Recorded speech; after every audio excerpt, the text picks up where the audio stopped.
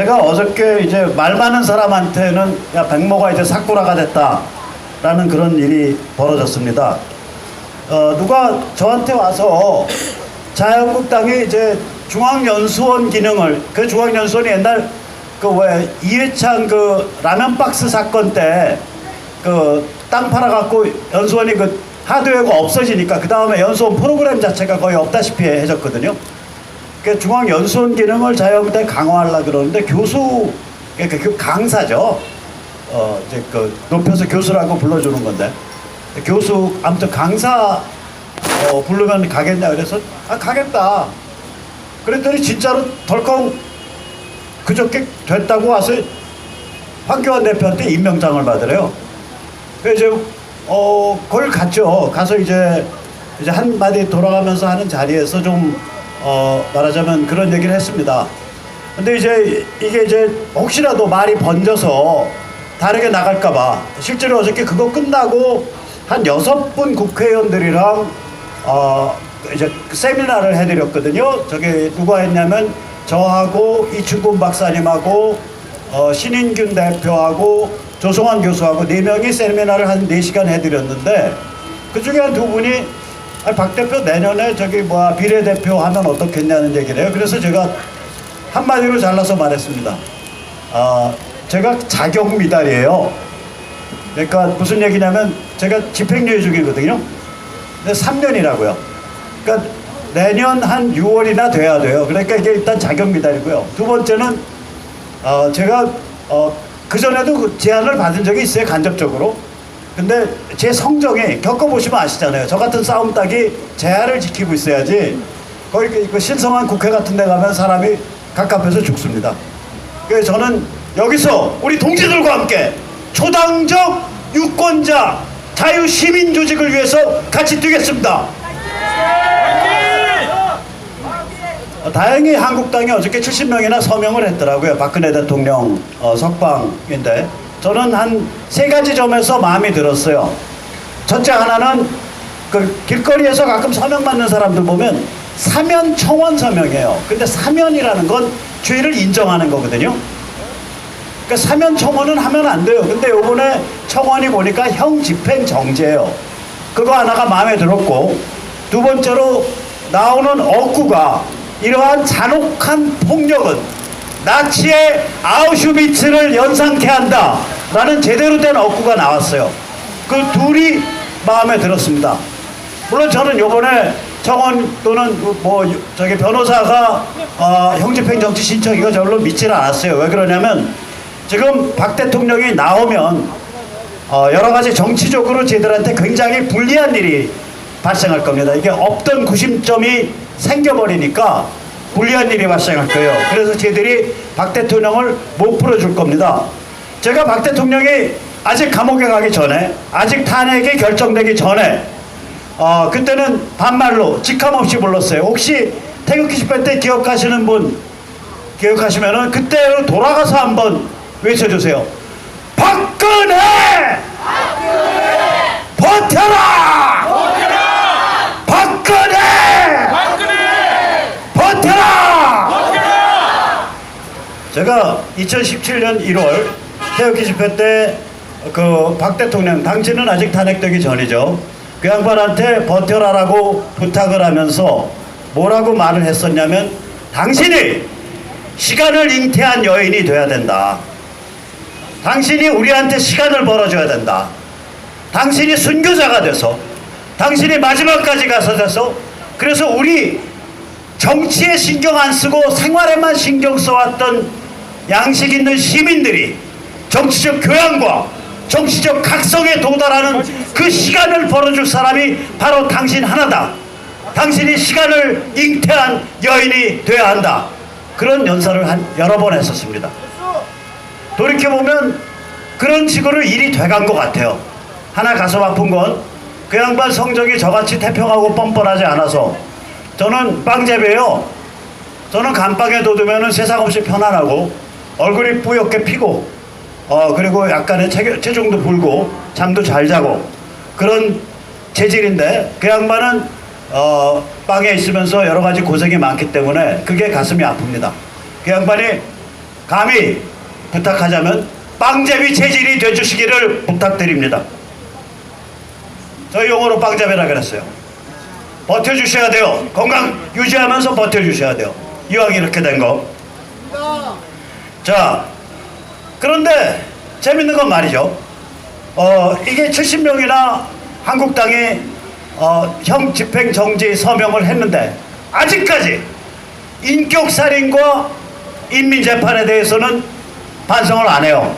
그죠? 맞습니다. 형 집행 정지를 청원한 것과 우리가 조중동의 사냥개가 돼서 비아그라가 어떻고 최태민 악령이 어떻고 떠들면서 타블렛 PC가 어떻고 순 사기로 떠들면서 사기 탄핵의 사냥개가 됐다는 사실을 한국당 구여권이 아직도 반성을 안 하고 있습니다. 맞습니다. 나경원 반성해라. 반성해라. 나경원 반성해라. 반성해라. 거기다가 이 모양이 되놓으니까 요즘 이현주가 뜬다 그러죠. 그 이현주가 하도 기가 차는 게 자기가 진짜 보수인데 가짜 보수들이 요즘에 자기를 시기 질투해서 음해한다 라는 얘기 비슷한 걸 해요.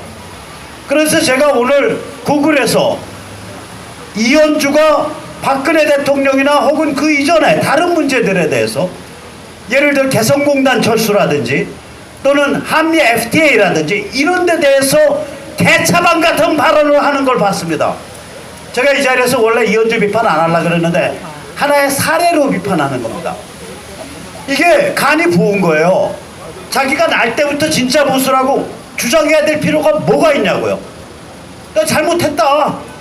그때는 그게 진보인 줄 알고 그때는 그게 개념인 줄 알고 친북 정치 정당 언저리에서 내가 놀았다.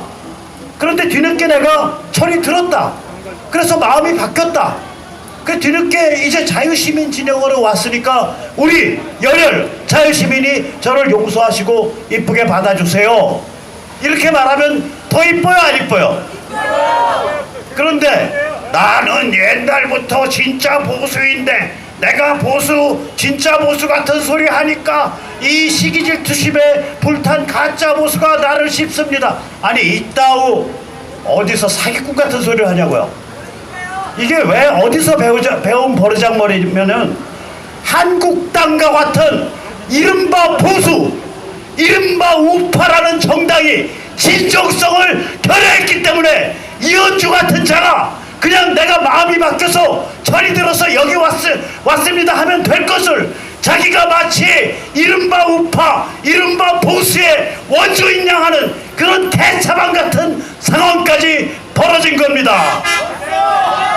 그래서 따라서 해주세요. 나경원! 너의 진정성은 어디 팔아쳐먹었냐? 나경원이 지금 야당의 에이스입니다. 110석 이상의 야당 의원의 원내대표고 야당의 대표, 한국당의 대표 황교안은 원외이기 때문에 야당의 에이스예요. 나경원이 정신을 번쩍 차리고 지금부터라도 인격살인 반성하고 지금부터라도 미국에 의한 중국 제압 조명하고 지금부터라도 북한 해방이 임박했음을 조명하고 그리고 나선다면 한국당이 훨씬 더 강화될 수 있어요. 결정적인 시점에 결정적인 자리에 있는 겁니다. 저 여자가. 맞죠? 다시 해주세요. 나경원! 너! 결정적 시점에 결정적 자리에 있다. 저게 지 팔자고 자기 운명이에요. 운명을 읽으면 인물이 되는 거고 운명을 못 읽으면 개새 양아치가 되는 겁니다. 맞죠? 나경원! 너 운명적 존재가 될래? 아니면 양아치 정치인이 될래? 판결은 선택은 자기가 하겠죠. 우리는 그 선택에 따라서 심판하면 됩니다. 표로 용서해 줄 수도 있고 과거 탄핵 때나 기타 등등의 행적에 대해서 아니면 표로 죽여버릴 수도 있습니다. 맞죠? 맞습니다. 우리는 투표로 투표로 살리고 살리고 투표로 죽인다. 이 와중에 지금 김정은이는 죽으려고 거의 색을 쓰고 돌아다니고 있습니다. 원래 북한이 중국의 위성국가예요. 미국 평론가들이 쓰는 말이 중국의 위성국가, 그러니까 China's vassal state라고 보통 이야기를 합니다.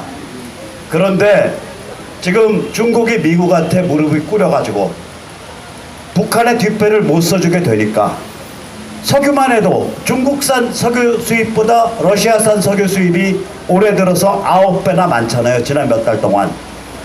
그러니까 지금 러시아한테 어떻게 가서 빌어먹어 보려고 지 할아버지 김일성이가 입던 외투랑 똑같은 외투 입고 지 할아버지 김일성이가 30대 후반에 쓴 검은 맥고 모자랑 똑같은 모자 쓰고 지 할아버지 김일성이가 폼 잡던 그게 저기 마크시스트들, 공산주의자들 혹은 프리메이슨들이 이렇게 19세기에 20세기 초에 오른손을 외투 안자락에 이렇게 집어넣습니다.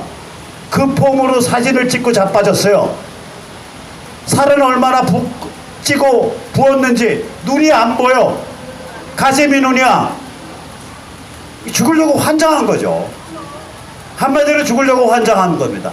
자기네 집안은 김영철이 날리고 호위사령부 간부들 한 70명 숙청하고 그리고 이른바 부패와의 전쟁을 표방하면서 그동안 그 밑에서 개노릇하면서 외화를 비축해온 그 최상류층들을 털어서 그 외화를 통치자금으로 쓰고 있습니다.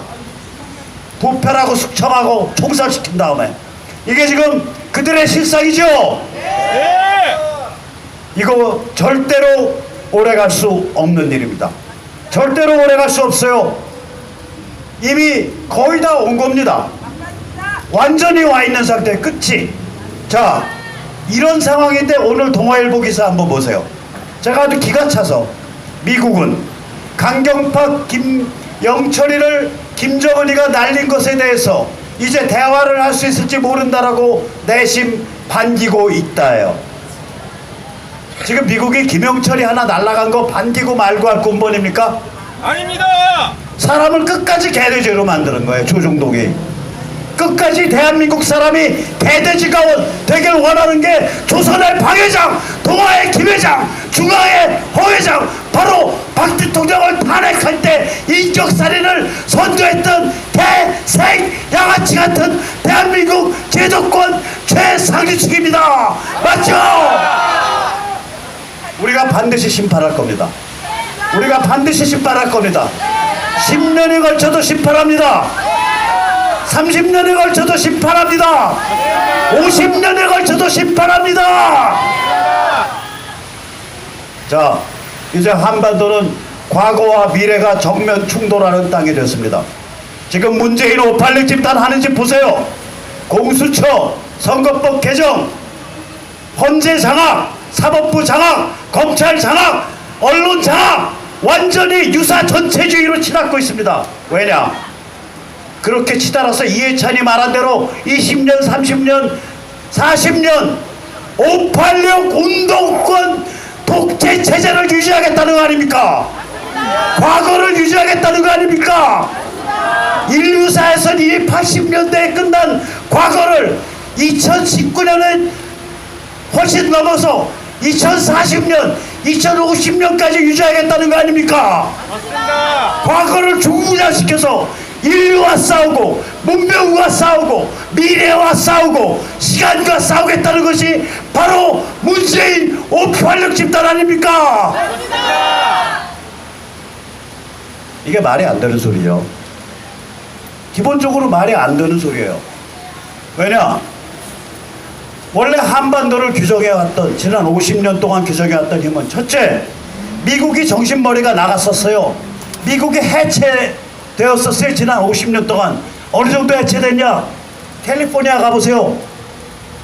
남자 화장실방, 여자 화장실방이 없어지고 복도 놓은 다음에 똥간을 하나 둘 셋 넷 다섯 하나 둘 셋 넷 다섯 똥간 한 칸 한 칸마다는 남자도 들어갈 수 있고 여자도 들어갈 수 있고 여장 남자도 들어갈 수 있고 남장 여자도 들어갈 수 있고 여자였다가 남자로 트랜스한 사람도 들어갈 수 있고 남자였다가 여자로 트랜스한 사람도 들어갈 수 있습니다. 이거를 남자 화장실방 여자 화장실방으로 두면 이 남장 여자 여장 남자 트랜스들이 들어가지 못한다는 거예요. 그래서 이런 똥간을 개별적으로 분리시킨 이른바 유니섹스 토일렛이 캘리포니아에서 기본 상식입니다. 이 정도까지 사회가 해체됐었어요, 미국이. 이게 왜 그렇게 이게 뒤집어지고 있다고. 이제 왜 뒤집어지냐, 여기가 뒤집어진 거랑 똑같은 이유예요. 바로 스마트폰, 인터넷 TV, 유튜브, SNS, 우리가 그것 때문에 조중동과 싸울 수 있는 거죠. 우리가 그것 때문에 문재인 586 집단의 세뇌 공작에 대해서 똑똑한 정신을 유지할 수 있는 거죠. 미국도 똑같아요. 그것 때문에 보수의 물결이 힘을 받고 있습니다. 그게 6, 7년간 벌어진 일입니다. 두 번째, 미국이 지금 보수혁명이 일어난 이유가 뭐냐? 셰일 혁명이 2016년에 완성됐습니다. 2016년에 3년 전에 미국의 셰일 오일 생산 가격이 유정 오일 중에 가장 싼 사우디아라비아의 생산 원가에 도달했습니다. 그러니까 이제 미국이 더 이상 중동 오일에 대해서 뒷덜미가 안 잡힌 거예요. 거기서 뒷덜미가 안 잡히니까 러시아를 다룰 수 있게 된 거예요. 거기서 뒷덜미가 안 잡히니까 서유럽을 다룰 수 있게 된 거예요. 자, 이런 상황에서 미국의 보수혁명이 시작되고 이거는 20년, 30년, 50년 갑니다. 왜냐? 해체가 50년 됐으니까. 복원도 최소한 50년 갑니다. 그 영향이 우리한테 곧바로 온다고요. 우리 지식층한테. 미국 눈치 보면서 따라가거든요. 여기 지식층들, 여기 대학 교수들, 여기 언론인들.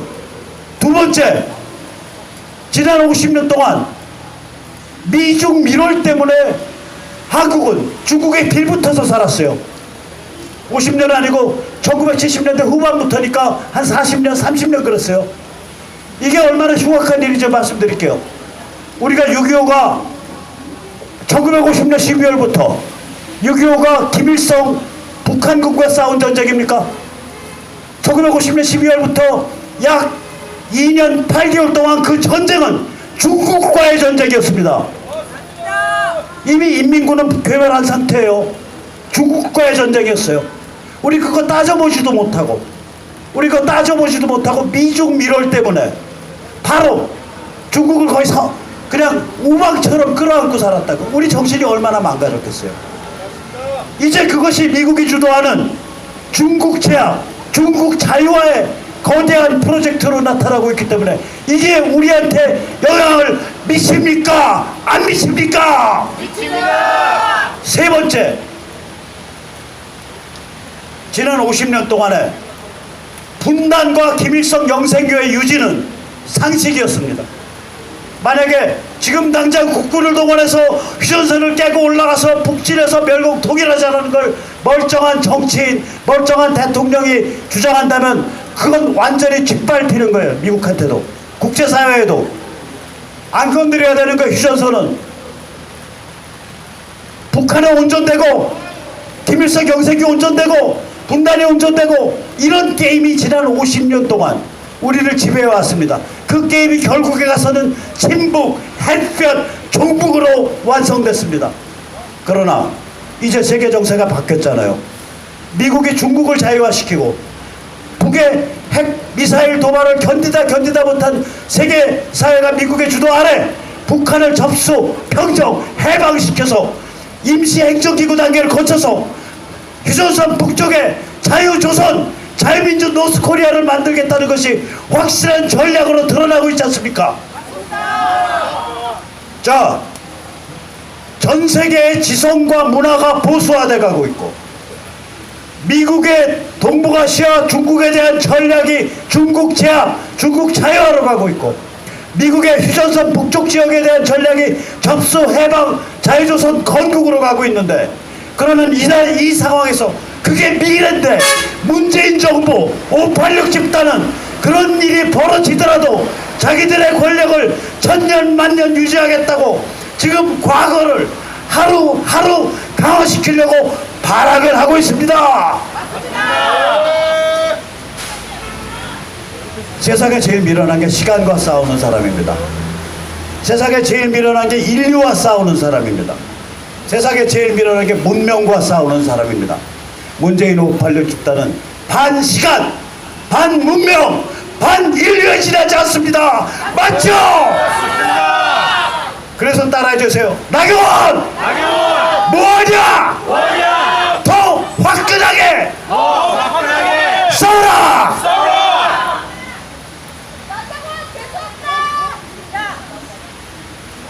자, 그런데 우리는